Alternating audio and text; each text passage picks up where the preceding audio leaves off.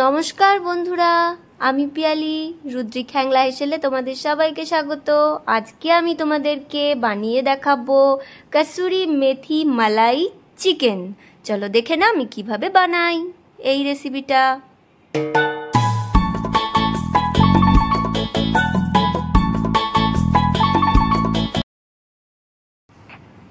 দেখো বন্ধুরা, আমি এই রেসিপিটা করার জন্য এখানে নিয়ে নিয়েছি 500 গ্রাম চিকেন। এতে আমি দিয়ে দিচ্ছি আদা পেস্ট, রসুন পেস্ট,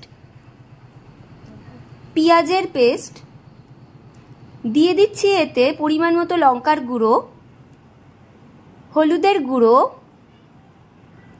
দিয়ে দিচ্ছি জিরে গুঁড়ো, পরিমাণ মতন দিয়ে দিচ্ছি নুন, আর দিয়ে দিচ্ছি এতে কস্তুরি মেথি, আর দেব এতে টক দই দিয়ে আমি ভালো করে সবকটা উপকরণ ম্যারিনেট করে নিচ্ছি। ম্যারিনেট করে আমি খানিকক্ষণ এটাকে চাপা দিয়ে রেখে দেব। রেসিপিটা করার জন্য আমি কড়ার মধ্যে নিয়ে নিয়েছি বাটার। বাটারটা একটু গরম হয়ে গেলে আমি এতে দিয়ে দিচ্ছি সাদা তেল।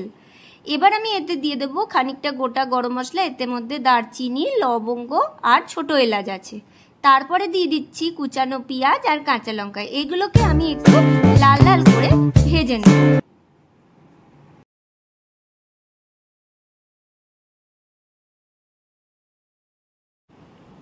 দেখো পেঁয়াজ আর কাঁচা লঙ্কাটা আমার লাল লাল করে ভাজা হয়ে গেছে। এবার আমি এতে দিয়ে দেবো টমেটো সস, দিয়ে আমি ভালো করে কষিয়ে নেব।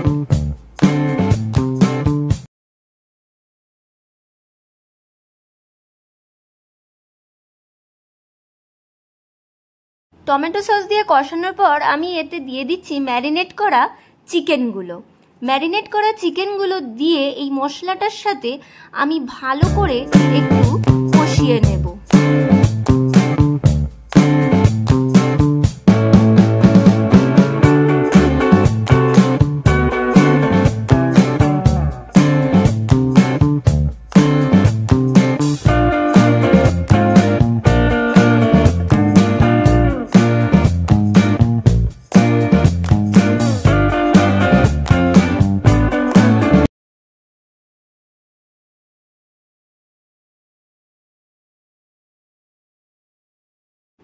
এবার আমি এতে দিয়ে দিচ্ছি একটু মশলা ধোয়া জল, বাটিটা ধুয়েই আমি দিয়ে দিলাম।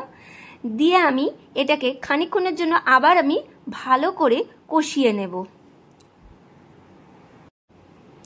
কষিয়ে নিয়ে আমি এবার চাপা দিয়ে দেবো খানিকক্ষণের জন্য এই মাংসটাকে হতে দেব। দেখো কত সুন্দরভাবে দেখো মাংসটা থেকে জল ছেড়ে দিয়েছে। এই জলেতেই কিন্তু আমার রান্নাটা হবে। দেখো এবার আমি এতে দিয়ে দিচ্ছি গরম মশলার গুঁড়ো,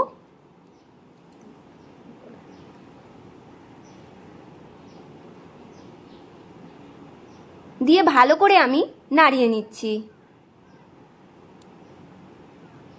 এবার দিয়ে দেবো আমি এতে কাজু বাদাম বাটা, দিয়ে ভালো করে মিশিয়ে নেব।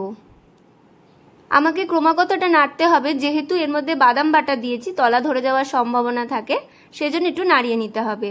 এবারে দিয়ে দিচ্ছি পরিমাণ মতো নুন,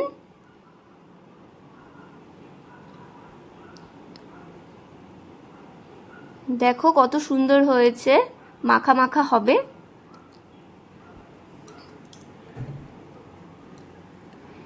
এবারে আমি ওই দিয়ে দিলাম মশলা ধোয়া জলটা, যে বাদামটা যে আমি বেটেছিলাম ওই মিক্সির বোলটাই ধুয়ে আমি একটু অল্প পরিমাণে জল দিয়ে দিলাম, একটু গ্রেভি গ্রেভি হওয়ার জন্য।